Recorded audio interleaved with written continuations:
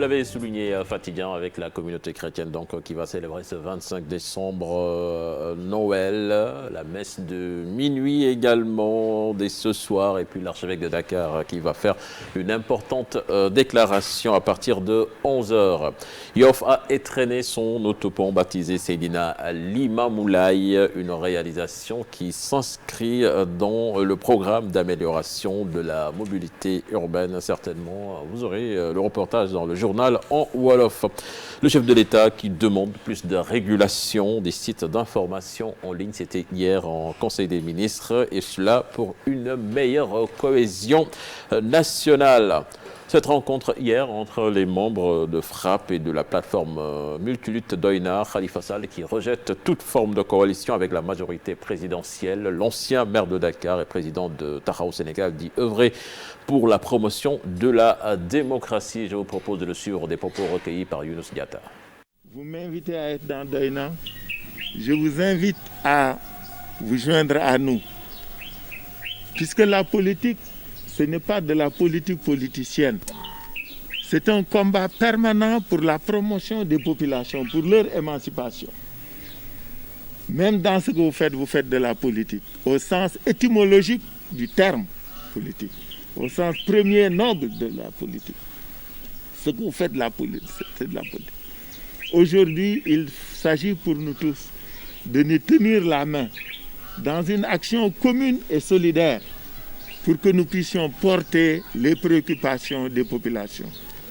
Que les populations ne nous entendent pas toujours parler de code électoral ou d'élection, mais qu'elles sentent, qu'elles sachent que nous partageons leurs préoccupations, que nous sommes à leur côté pour nous battre pour leur émancipation, que tout ce qui les concerne nous touche. C'est de cette seule et unique manière que cette coalition et cette jonction que nous voulons créer se fera de manière efficace.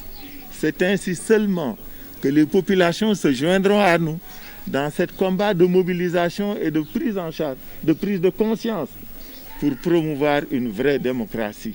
Dans une démocratie qui se respecte, il y a un pouvoir, une majorité qui dirige, mais il y a une opposition qui existe. Et ça, c'est essentiel.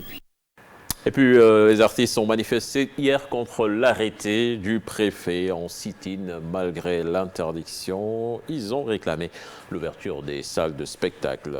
Nécrologie, le secrétaire général du ministère de l'économie, du plan et de la coopération décédé hier, Pierre Ndiaye, un brillant statisticien cadre de la BCEAO qui a été détaché au ministère des Finances où il a eu à diriger la direction de la planification. L'actualité internationale à présent avec vous, Mamadou Fall, direction la Côte d'Ivoire. La Côte d'Ivoire, la branche donc du Front populaire ivoirien dite GOR, Gbagbo ou rien, a annoncé qu'elle participera aux élections législatives au printemps 2021 en Côte d'Ivoire. Le parti d'opposition de l'ex-président Gbagbo avait boycotté toutes les élections depuis 10 ans. Le récit signé Babacar Diouf. législative yi nga xam ne ñoom lañ nar a amal ci atum 2021 Front populaire ivoirien bi ne dina bokk ci élection yi te dina def lépp lu mu mën pour gagner ko jar na sax.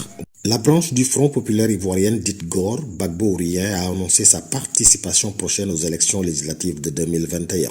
Le Front populaire ivoirien participera aux élections législatives et se donnera les moyens de les gagner en concertation avec ses partenaires de la coalition des plateformes de l'opposition, le PDCI en particulier, a dit la branche du FPI qui depuis 10 ans demande le retour de Laurent Gbagbo. L'auteur du communiqué, Frank Anderson Kwasi, a cependant précisé que depuis 2018, ils veulent participer aux élections. La preuve selon lui, c'est la candidature non retenue de Gbagbo aux élections présidentielles de 2020.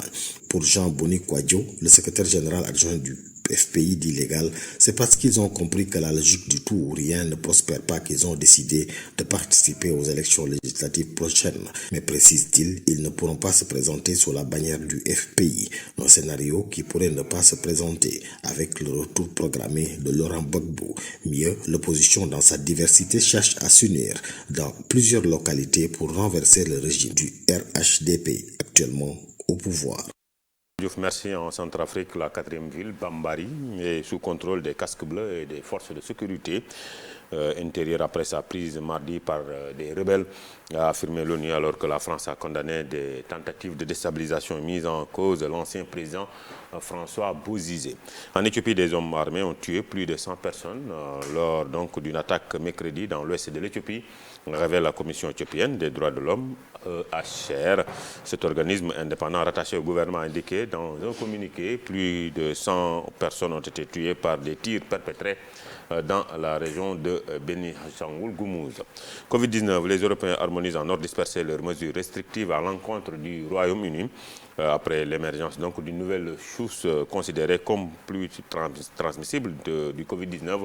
Après 2 jours de tractation à Bruxelles, les Européens ont décidé de relâcher la pression et rouvrir partiellement leurs frontières. Et nous terminons avec les États-Unis. Déjà, 1 million d'Américains sont vaccinés contre le Covid-19 selon les autorités sanitaires. C'est tout pour cette page internationale.